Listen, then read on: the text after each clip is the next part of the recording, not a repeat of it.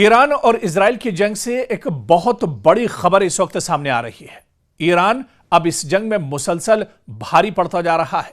Iran पूरी मजबूती के साथ यह जंग लड़ रहा है। ईरान दुश्मन को मुंहतोड़ जवाब दे रहा है। दरअसल ये बातें सिर्फ हवा में नहीं की जा रही हैं, बल्कि जो तस्वीरें इजराइल से निकल कर आ रही हैं वो आप देखिए। इजराइल के तल अवीव में जिस तरह से तबाही ईरान ने मचाई है वो जीती जागती तस्वीरें हैं, क्योंकि हमारे नुमाइंदे न्यूज़ 18 के नुमाइंदे खुद ग्राउंड जीरो पर इजराइल के अंदर मौजूद हैं और वहां से जो खबरें आ रही हैं वो खबर ये बताती हैं कि मुसलसल ये जंग इजराइल और अमेरिका को भारी पड़ रही है।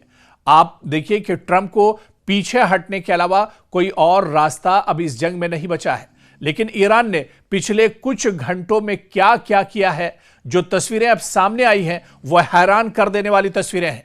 इजराइल के भी होश उड़ चुके हैं और ईरान ने अब आज़रबाईजान के एयरपोर्ट पर हमला कर दिया है। यह हमला ड्रोन के जरिए किया गया है। सबसे बड़ी बात यह है कि इस वक्त पूरा मिडिल ईस्ट गैर मुस्तहकम हो चुका है। मिडिल ईस्ट का कोई भी ऐसा मुल्क नहीं है जो यह समझे कि इस पर हमला नहीं हो सकता। यह भी एक पैगाम देने की दरअसल कोशिश हो सकती है ईरान की।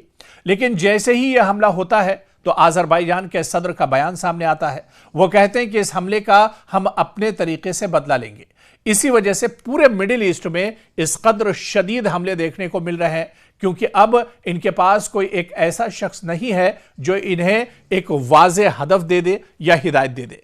अब सब अपने अपने तरीके से कार्रवाइयां कर रहे हैं और कह रहे हैं कि हमें जिस तरह बदला लेना है हम वैसे ही लेंगे।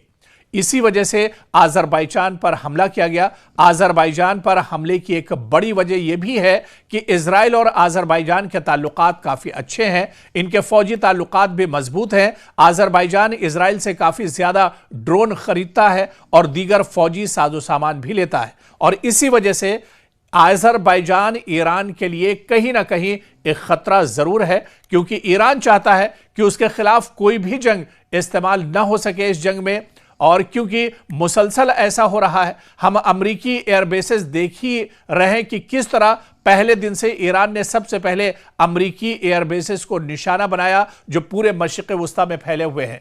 इजराइल में पहले दिन कम हमले हुए थे, लेकिन तकरीबन 400 मिसाइल पूरे मिडिल ईस्ट में दागे गए थे। इजराइल में इस वक्त सबसे कम हमले हुए थे जब सबसे ज्यादा हमले कतर में हुए थे। और अब आप देखिए कि अब ईरान ने भी अपने हमलों में शिद्दत लाई है। दरअसल चाहे आज़रबाईजान की बात करें, जहां पर अब जंग का दायरा लगातार बढ़ गया है, आज़रबाईजान में भी ईरान ने हमला किया है। इसके अलावा आप देखिए कि कब्रस में भी, जहां पर ब्रिटेन का एयरबेस है, जिस एयरबेस को दरअसल ब्रिटेन ने ये कहा था कि वो इजराइल को एक तरह से देगा या अमेरिका को इस्तेमाल के लिए देगा, तो कब्रस में अभी इस एयरबेस को भी ईरान ने निशाना बनाया। यानी ये सिर्फ जंग तेहरान से तल अवीव तक नहीं है, या ये जंग सिर्फ मिडिल ईस्ट की नहीं बची है, बल्कि इसके बाहर आसपास के जो ममालिक हैं, जो दरअसल अमेरिका और इजराइल के साथ खड़े हैं, जो अमेरिका और इजराइल के अलायंस हैं,